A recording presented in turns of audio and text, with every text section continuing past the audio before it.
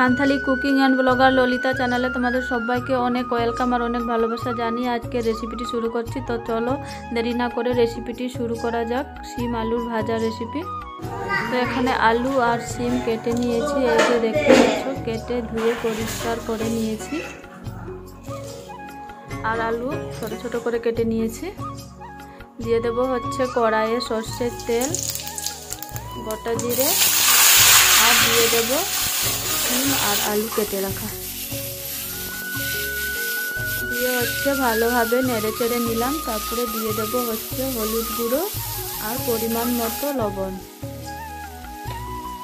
এবারে দিয়ে দেব 1 চামচ জিরের গুঁড়ো, আদা রসুন বাটা, পেঁয়াজ বাটা, কাঁচা লঙ্কা বাটা। পেঁয়াজটা লাল লাল হয়ে আছে কারণ যে ফ্রিজে ছিল তাই বরফ হয়ে গেছে। অল্প জল দিয়ে দিলাম যাতে নিচে লেগে না যায়।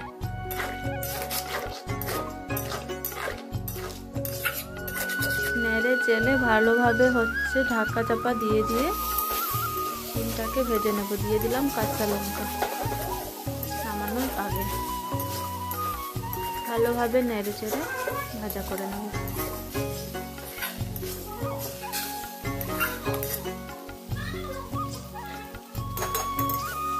তো এই যে আমার শিম ভাজা হয়ে গেছে,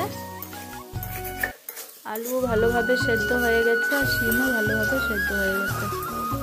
আর আমার রেসিপিটি কেমন লাগলো অবশ্যই লাইক, কমেন্ট, শেয়ার আর সাবস্ক্রাইব করে দিও। তো দেখা হচ্ছে নেক্সট ভিডিওতে, ততক্ষণ পর্যন্ত টাটা।